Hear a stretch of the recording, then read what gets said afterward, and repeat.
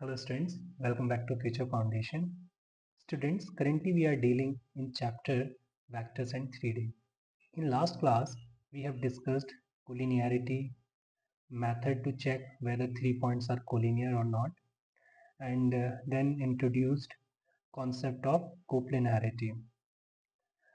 Now in today's class, we will discuss some points on the note of equation of a line, and then we will discuss vector equation of angle bisectors. So now let's start the today's class. Note continued. Okay, ये note जो continue कर रहे हैं हम, ये है equation of a line पर. Equation of a line. Last class में बेटा 2 पॉइंट पर बात हुई थी हमारी इक्वेशन ऑफ लाइन को लेकर. 2 पॉइंट डिस्कस किए थे हमने. Now third point, two lines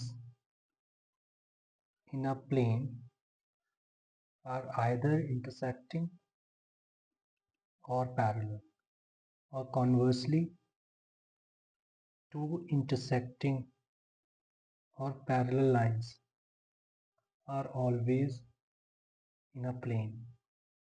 ठीक. Now point number 4, if lines are parallel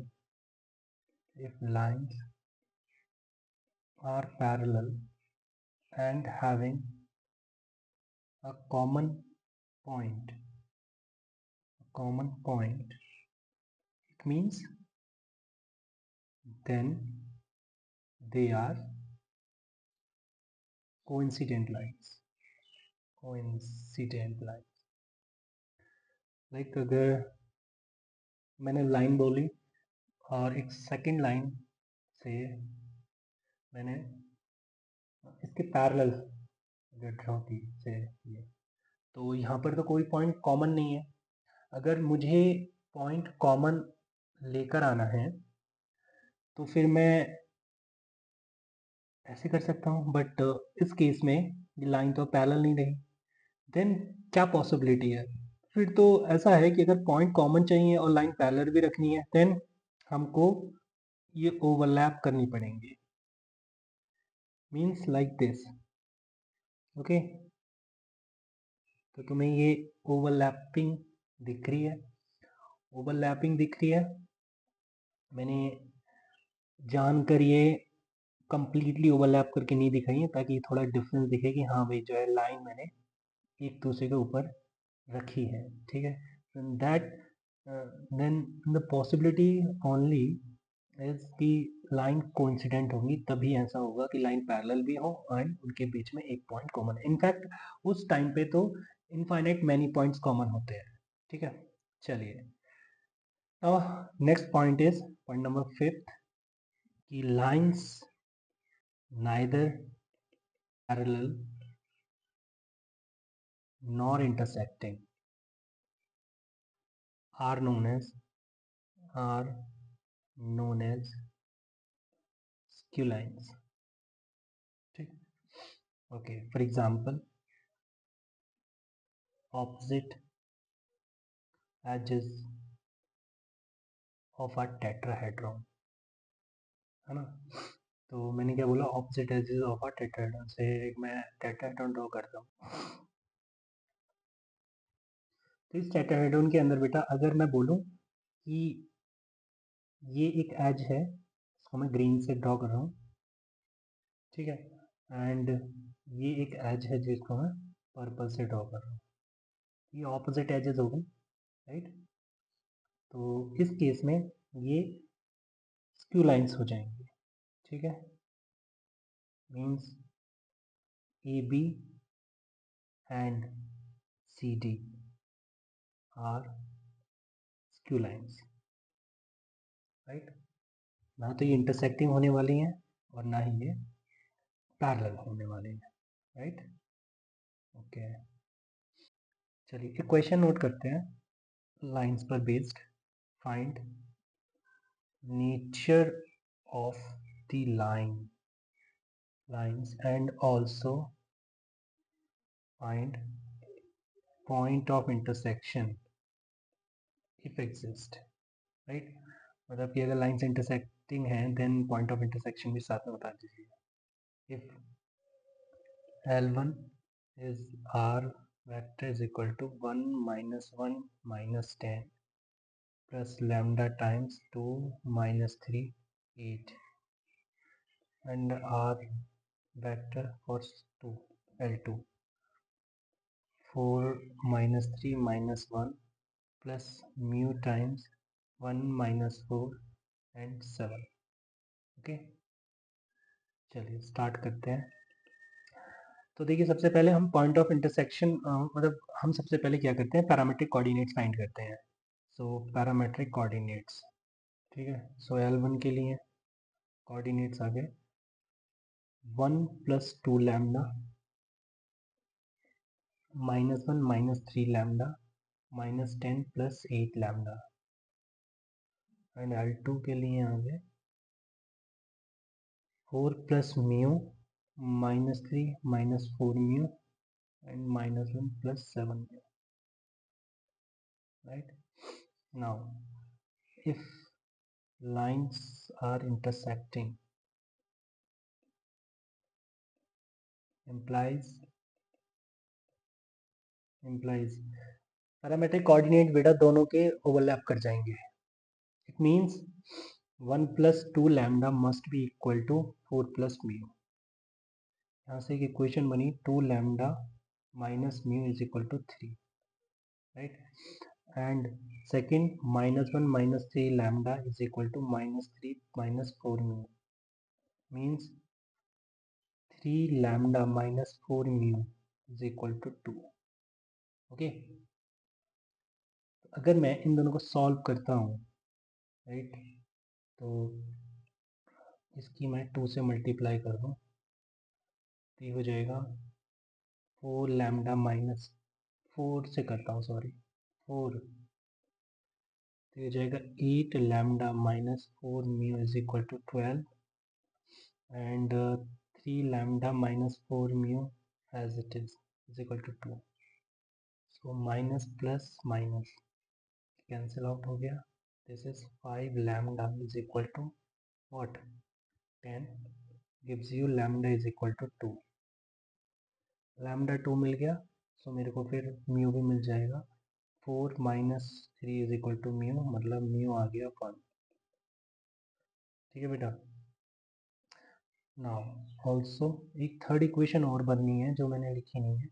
-10 + 8 lambda -10 + 8 lambda is equal to -1 + 7 mu, -1 + 7 mu, right. तो यहाँ से 8 lambda -7 mu is equal to 9, right. तो अगर ये सेटिस्फाई कर जाते हैं lambda mu, means lines are intersecting. तो 8 × 2 -7 × 1 is equal to 9 means 16 - 7 is equal to 9। बेटा 9 इज इक्वल टू 9 आ गया, इसका मतलब ये तो बात सही है। इसका मतलब lines are intersecting, lines are intersecting. अगर इंटरसेक्टिंग है तो पॉइंट ऑफ इंटरसेक्शन भी बता दो भाई। So now point of intersection पर बात हो रही है, पॉइंट ऑफ इंटरसेक्शन। तो बेटा लैम्डा और म्यू किसी भी एक की टर्म में आप लेकर आइए parametric coordinates. Point of intersection के लिए हम बात करेंगे L + 2 lambda. So put lambda is equal to what 2 in parametric coordinates. बस ये काम करना है, coordinates that is point of intersection 1 + 2 × 2, 1 + 2 × 2, comma -1 -3 × 2, -1 -3 × 2, comma -10 + 8 × 2, -10 plus 8 into 2 बेटा, ठीक है, मतलब 5 comma -7 comma 6, right. So this is final answer.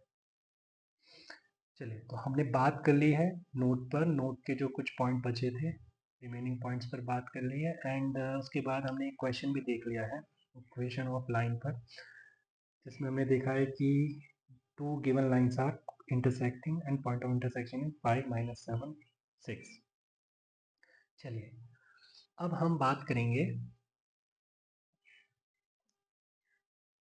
Vector equation of angle bisector पर। तो हेडिंग डालते हैं बेटा, vector equation of angle bisector. Okay, तो इसमें हम सबसे पहले बात करेंगे डिफरेंस की, difference between rhombus and parallelogram. क्या मेजर डिफरेंस है पैरेललोग्राम और रोम्बस के अंदर? ठीक है बेटा, हमने बहुत देखा है, रोम्बस को भी देखा हुआ है, पैरेललोग्राम को भी देखा है, बट डिफरेंस कभी सच नोटिस नहीं किया तो अब कर लेना। यहाँ पे मैंने दो पैरेललोग्राम बनाए हैं, एक ABCD और एक PQRS। ठीक है, अब यहाँ पर डायगोनल भी ड्रॉ किए हैं, AC एंड PR। अगर मैं फर्स्ट पैरेललोग्राम के अंदर कुछ इस तरीके से एंगल लिखता हूँ 30 डिग्री 30 डिग्री, एंड सेकंड के अंदर 30 डिग्री 40 डिग्री। देखिए बेटा, होता तो वैसे रोम्बस भी पैरेललोग्राम भी है इन जनरल, बट यहाँ पर पर्टिकुलर बात कर रहे हैं हम, मतलब डिफरेंस की बात कर रहे हैं कि कब पैरेललोग्राम रोम्बस बन जाएगा। तो फर्स्ट केस की अगर हम बात करें तो फर्स्ट केस में रोम्बस है एंड सेकंड केस में पैरेललोग्राम ही है इन जनरल। तो ऐसा क्या देख लिया हमने कि इसको रोम्बस बोल दिया और इसको पैरेललोग्राम बोल दिया? बेटा, रोम्बस के अंदर डायगोनल एंगल बाइसेक्टर का काम करता है। ओके, तो इस पॉइंट को हम लिख लेते हैं, in rhombus diagonal is angle bisector. Okay, तो इस रोम्बस का कॉन्सेप्ट यूज करेंगे एंगल बाइसेक्टर की इक्वेशन फाइंड करने के लिए। ठीक है, चलिए, तो पॉइंट नंबर 1 था डिफरेंस। अब पॉइंट नंबर 2 पर बात करते हैं। पॉइंट नंबर 2 में सपोज करो OA और OB दो वेक्टर हैं, राइट। अब मुझे इनके एंगल बाइसेक्टर पे बात करनी है, तो मैंने क्या किया, OE डायरेक्शन में एक यूनिट वेक्टर लिया से A कैप, और OB डायरेक्शन में एक यूनिट वेक्टर लिया से B cap. Okay, A cap को OC बोल दिया, OP बोल दिया, और B कैप को OQ बोल दिया, राइट। अब यहाँ पर हमने, क्योंकि अभी अभी देखा है कि भाई रोम्बस के अंदर जो डायगोनल होता है वो एंगल बाइसेक्टर होता है, तो यहाँ पर मुझे एक रोम्बस बनाना होगा, राइट, क्योंकि एडजेसेंट साइड पैरेललोग्राम में अगर एडजेसेंट बराबर है, इट मींस वो रोम्बस बन चुका है। तो रोम्बस तो यहाँ पर बन, इनफैक्ट जो OP and OQ are the adjacent sides of a rhombus, है ना, जो रोम्बस में कंप्लीट करने जा रहा हूँ, से दिस इज आर, राइट। अब ये जो डायगोनल है OR, ये करेगा रोम्बस का काम, ओके, सॉरी, ये करेगा एंगल बाइसेक्टर का काम। और अगर मैं इसी को आगे एक्सटेंड कर दूं तो ये बन जाएगा angle bisector of OA and OB, से दिस इज C। ठीक, तो वैसे ये इंटरनल एंगल बाइसेक्टर बन गया, राइट। तो हमने स्ट्रेट लाइंस के अंदर क्लास 11th में ये देखा है कि अगर इंटरनल एंगल बाइसेक्टर होता है तो एक्सटर्नल एंगल बाइसेक्टर भी होता है। तो अगर मैं ओ ए को लेफ्ट हैंड साइड में एक्सटेंड करूं, तो ये ओडी वेक्टर ले लिया मैंने, तो ओडी वेक्टर की डायरेक्शन में एक यूनिट वेक्टर लिया मैंने minus I cap, minus A cap, sorry, minus A cap. ठीक है, अब मैं इसको मैंने नाम दे दिया एस। Okay, O S. इस साइड में एक रोम्बस कंप्लीट करूंगा जिसका डायगोनल एंगल बाइसेक्टर बन जाएगा, राइट। और अगर मैं इसको एक्सटेंड कर दूं तो ये एक्सटर्नल एंगल बाइसेक्टर भी आ जाएगा। So this is E, O E vector, right. तो ऑब्वियस यहाँ पे ओ आर की अगर हम बात करें, ओ आर की, तो O R vector is nothing but E cap plus B cap, right. तो यहाँ पर अगर मैं और ओ, इसको नाम दे देते हैं हम ओ टी, तो यहाँ पर ओ टी वैक्टर आ गया B cap minus A cap. Okay, तो अगर मैं बोलूँ O C vector, O C vector is say some lambda times o r vector, okay, some lambda times e cap plus b cap and some lambda times e vector upon mod of a vector plus b vector upon mod of p vector, ठीक। This is O C vector. And इसी तरीके से हम ओ E vector की भी बात कर सकते हैं। O E vector is some mu cap into O T vector, right. तो mu into B cap minus A cap और mu into B vector upon modulus of P vector minus E vector upon modulus of P vector. Okay, चाहे तो हम इसे minus को बाहर कर दें, तो म्यू तो स्केलर है, माइनस वो कंज्यूम कर लेगा, तो हम के टाइम्स भी बोल सकते हैं A vector upon mod of A vector minus B vector upon mod of B vector. इससे कोई फर्क नहीं पड़ता बेटा, मैंने माइनस बाहर कर भी दिया तो, ठीक है, वो डायरेक्शन को चेंज करेगा। फिलहाल मुझे एक्सटर्नल एंगल बाइसेक्टर मिल जाएगा, राइट। क्योंकि यहाँ पर तो 2D में तो हम ये देखते थे कि बाइसेक्टर जो होते थे वो लाइन होती थी, और लाइन की डायरेक्शन हम लेफ्ट और राइट दोनों कंसिडर करते थे। यहाँ पे क्योंकि वेक्टर की बात हो रही है तो वेक्टर में एक ही डायरेक्शन होगी, इनफैक्ट रे रिप्रेजेंट करता है वेक्टर को। चाहे तो हम इसे माइनस को बाहर कर दें, तो म्यू तो स्केलर है, माइनस वो कंज्यूम कर लेगा, तो हम के टाइम्स भी बोल सकते हैं A vector upon mod of A vector minus B vector upon mod of B vector. इससे कोई फर्क नहीं पड़ता बेटा, मैंने माइनस बाहर कर भी दिया तो, ठीक है, वो डायरेक्शन को चेंज करेगा। फिलहाल मुझे एक्सटर्नल एंगल बाइसेक्टर मिल जाएगा, राइट। क्योंकि यहाँ पर तो 2D में तो हम ये देखते थे कि बाइसेक्टर जो होते थे वो लाइन होती थी, और लाइन की डायरेक्शन हम लेफ्ट और राइट दोनों कंसिडर करते थे। यहाँ पे क्योंकि वेक्टर की बात हो रही है तो वेक्टर में एक ही डायरेक्शन होगी, इनफैक्ट रे रिप्रेजेंट करता है वेक्टर को। तो अगर मैं रे की डायरेक्शन ऑपोजिट भी कर देता हूँ तो रहेगा तो वो एंगल बाइसेक्टर ही, राइट। तो इतनी बात तुम्हें अगर समझ आ गई है, अब मैं, अच्छा, इसको हम लिख लेते हैं कि this is internal angle bisector and this is external angle bisector, right. Short में internal angle bisector IAB and external angle bisector. E A B. तो ये तो बात हो गई बेटा पॉइंट नंबर 2 पर। इस तरीके से निकाल लेते हैं हम। Now point number 3, suppose we have 2 lines passing through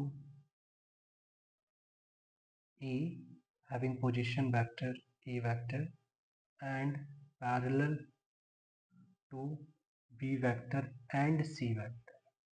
तो कुछ ऐसा है कि सपोज करिए ये 2 लाइन है, ठीक है, जो पॉइंट ए से पास कर रही है, तो और इनका position vector A vector point A को लेकर, और किसके पैरेलल है से ये लाइन है जो बी वेक्टर के पैरेलल है, और ये लाइन है जो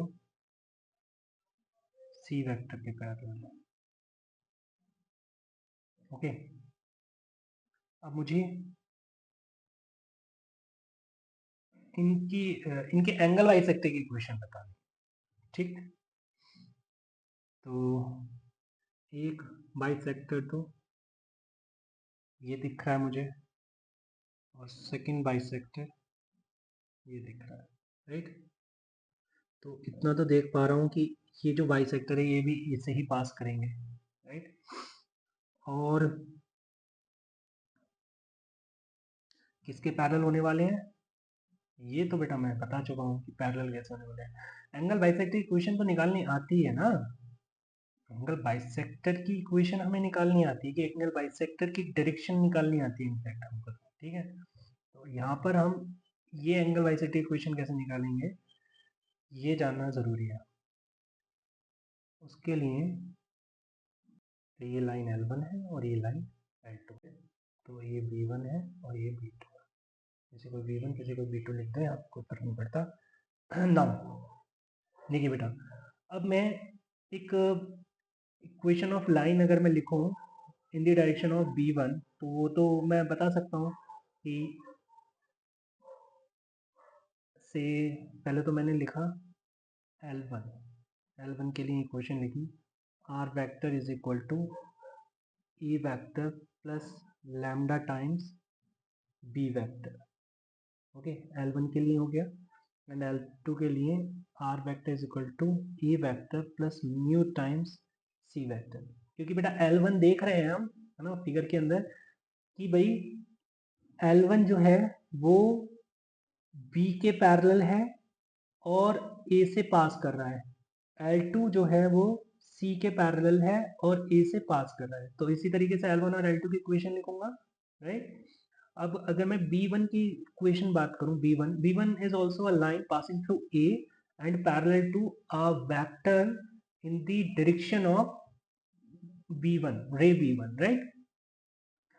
तो यहाँ पर अगर मैं बात करता हूँ कि अब B1 को लेकर, तो B1 के लिए बेटा देखना मैं ऐसे लिखूंगा R is equal to R vector is equal to E vector plus some S times E cap plus B cap, ऐसा लिख सकता हूँ। Sorry, E cap plus B cap बोल गया मैं, B cap plus C cap, right. Means A vector plus S times B vector upon modulus of B vector plus C vector upon modulus of C vector. And इस तरीके से अगर मैं B2 की equation की बात करूं तो R vector is equal to A vector plus T times B vector minus B cap minus C cap, क्योंकि वो एक्सटर्नल हो गया भाई, B2 जो है वो तो एक्सटर्नल एंगल बाइसेक्टर है, तो ये लिख दिया R vector is equal to A vector plus T times B vector upon modulus of B vector minus C vector upon modulus of C vector, right? So this is for B2 and this is for B1. I hope तुम्हें समझ आ गया होगा। चलिए चलिए बेटा, तो अब एक क्वेश्चन नोट करते हैं। क्वेश्चन इज लेट, तो बेटा क्वेश्चन लिख दिया है, let A vector is equal to 7i cap plus 4j cap minus 4k cap and B vector is minus 2i cap minus j cap plus 2k cap. If c vector is the angle bisector of a vector and b vector and mod of c vector is equal to 5.6, find c vector। तो हमको angle bisector दे रखा है C vector, ठीक है। तो वही हमें find करना है, ठीक है। तो ये तो हम जानते हैं कि भाई सी वेक्टर क्या होने वाला है, सी वेक्टर होने वाला है lambda times A cap plus B cap. Okay, हमें पता है कि भाई ए कैप क्या है और बी कैप क्या है। हमें पता है कि ए कैप क्या है और बी कैप क्या है, right. A cap is the unit vector in the direction of A vector and b vector b cap is the unit vector in the direction of b vector, right। तो जैसा अभी अभी सीखा है हमने कि कैसे एंगल बाइसेक्टर की इक्वेशन निकालते हैं, तो चलिए बेटा, this is a vector and this is b vector and here is c vector। तो चलिए करते हैं काम शुरू। a cap is nothing but a vector upon modulus of a vector and b cap is b vector upon modulus of b vector, ठीक है बेटा। तो ये वेक्टर को रख देता हूँ 7i cap plus 4j cap minus 4k cap on root over 7 square plus 4 square plus minus 4 square, तो 4 स्क्वायर ही निकलेगा।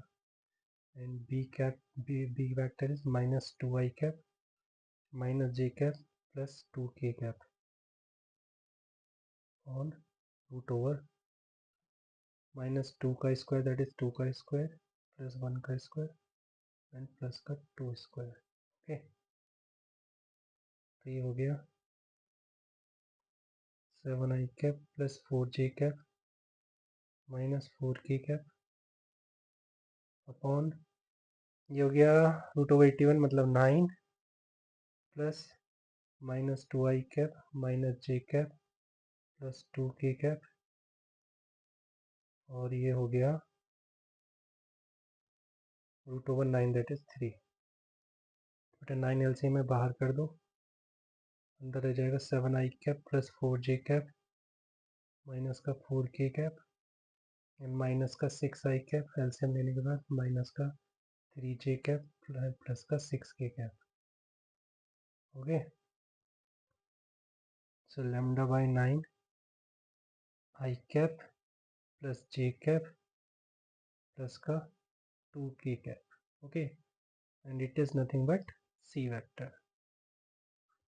So also mod of c is given to you and that is 5 root 6 and इससे अगर मैं equate करता हूँ lambda by 9 से root over 6 के साथ, तो रूट ओवर 6 से रूट ओवर 6 कैंसिल, लैम्डा पता लग गया बेटा। यहाँ से लैम्डा लिख देता हूँ मैं 45। ओके, लैम्डा इज 45, तो c वेक्टर आ जाएगा lambda 45/9 that is 5, so 5 times i cap plus j cap plus 2k cap. Okay students, तो चलिए बेटा हमने सी फाइंड कर दिया है, आंसर आ गया है। चलिए स्टूडेंट्स, तो आज की क्लास में इतना ही रखते हैं, मिलते हैं नेक्स्ट क्लास में, तब तक के लिए bye bye and take care.